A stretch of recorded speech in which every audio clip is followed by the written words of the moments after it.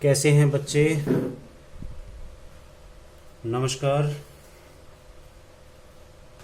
आपका 10th का जियो portion में सेकंड लेसन है वन और वन्यजीव संसाधन। उसमें हम कुछ शब्द हैं, टर्म्स हैं जिनको समझना बहुत ज़रूरी है। तो पहले हम उन शब्दों को समझ लेते हैं और फिर क्वेश्चन लेंगे। इसमें एक शब्द आया आपका जैव विविधता। पूरी धरती पर दो तरह की चीजें, दो तरह के संसाधन हम देखते हैं, जैव और अजैव। पिछले पाठ में, पिछले प्रश्न में हमने समझा था। तो अजैव वो चीजें होती हैं जो निर्जीव होती हैं, जैव जीवित चीजें।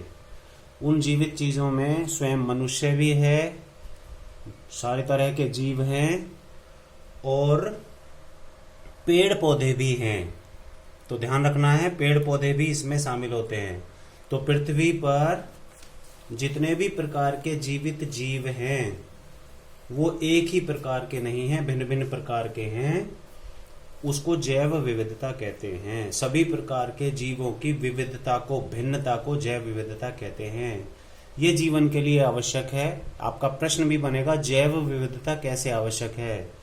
आप अंदाजा करो कि पूरे पृथ्वी पर एक ही प्रकार के यदि पौधे होते तो मानव का काम चलने वाला नहीं है। तो जैव विविधता, जीवों की भिन्नता, पौधों की भिन्नता मानव के लिए इम्पोर्टेंट है।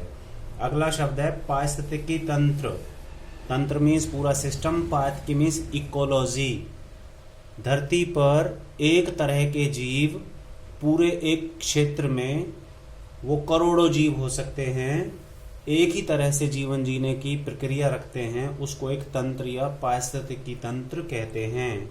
जैसे भूमध्य रेखीय क्षेत्र पूरा एक तंत्र बन जाता है, मानसूनी क्षेत्र वो पूरा एक तंत्र बन जाता है। उसमें एक ही तरह के ज़्यादातर पौधे मिलते हैं और जीव जंतु, उनमें बहुत ज़्यादा भिन्नता नहीं होती, उनका जीवन जीने का तरीका। अगला शब्द हम समझेंगे वनस्पति और प्राणी ह्रास। वनस्पति और भिन्न भिन्न जीवों में जो ह्रास है, ह्रास मीन्स घाटा, विनाश, समापन, घाटे की ओर, कम होते जाने की ओर। तो जीवन में धरती पर हम देख रहे हैं कि वनस्पति के बहुत सारे पेड़ पौधों में से बहुत सारी जातियां और प्राणियों में से बहुत सारी जातियां घटते क्रम में हैं, वो घटती जा रही हैं। इस प्रश्न को हम आगे लेंगे डिटेल में और फिर समझेंगे। अगला शब्द है वन संरक्षण। पूरे इस लेसन में संसाधन के तौर पर हमने वन पढ़े हैं, तो हम वनों के बचाव की, सुरक्षा की बात भी इसमें पढ़ते हैं, उसे वन संरक्षण कहते हैं। अगला टर्म है राष्ट्रीय उद्यान। ये शब्द आपको पूछा जाता है, क्वेश्चन पूछा जाता है, राष्ट्रीय उद्यान क्या होते हैं। किसी देश के सरकार के द्वारा प्राकृतिक जीवों के लिए, चाहे वो पेड़ पौधे हों, चाहे वो जीव जंतु हों, एक आरक्षित क्षेत्र बना लिया जाता है। जीवों को उनके प्राकृतिक वातावरण में जीने का वातावरण दिया जाता है। तो ऐसी सुविधा को राष्ट्रीय उद्यान, आरक्षित क्षेत्र जो होता है उसे राष्ट्रीय उद्यान कहते हैं। एक और शब्द इसमें आएगा विरल और सघन। जनसंख्या से संबंधित भी ये शब्द आपको पढ़ने को मिलते हैं।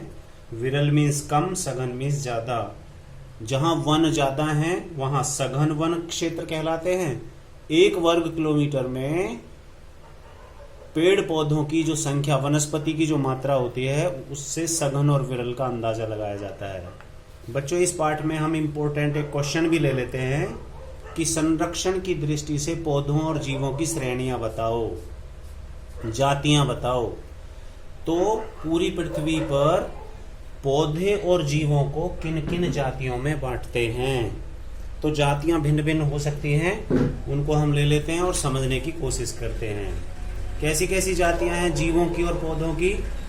पूरी धरती पर सामान्य जाति, ऐसी जातियां पेड़ों की और जीवों की जो सामान्य तरीके से उपलब्ध हैं, उन पर कोई संकट नहीं बनाया, वो जमीन पर जल्दी से खत्म होने वाली स्थिति में नहीं है। जैसे पेड़ों में चीड़ का पेड़ और ग्रामीण पशु हमें देखने को मिलते हैं।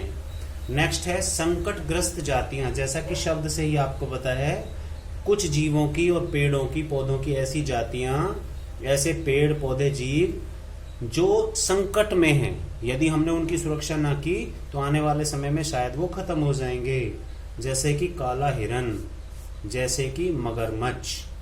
सुभेद जातियां, ऐसी जातियां जो संख्या में कम हैं परंतु अभी जमीन पर हैं, उनकी मात्रा है, संख्या में वो कम होते जा रहे हैं। जैसे कि गंगा में पाई जाने वाली डॉल्फिन मछली, इनकी संख्या बहुत कम हो गई, पहले ज्यादा थी। एशिया का हाथी, पहले काफी देखने को मिलता था, अब इसकी संख्या हो गई कम।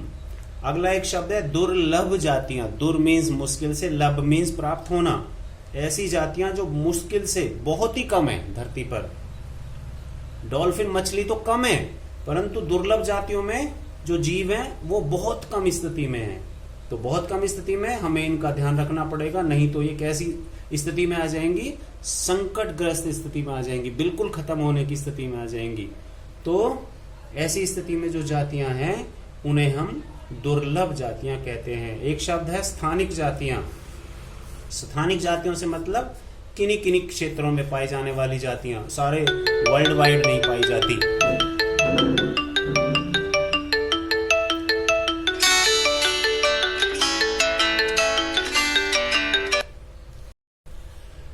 हाँ बच्चों, मैं आपको बता रहा था स्थानिक जातियां, ऐसी जातियां जो सारे देश में नहीं पाई जाती, कुछ ही स्थानों पर पाई जाती है। जैसे अंडमान निकोबार द्वीप समूह में एक विशेष प्रकार का कबूतर पाया जाता है, एक सूअर की प्रजाति पाई जाती है। तो स्थानिक जातियां जो निश्चित स्थानों पर, कुछ ही स्थानों पर पाई जाती है।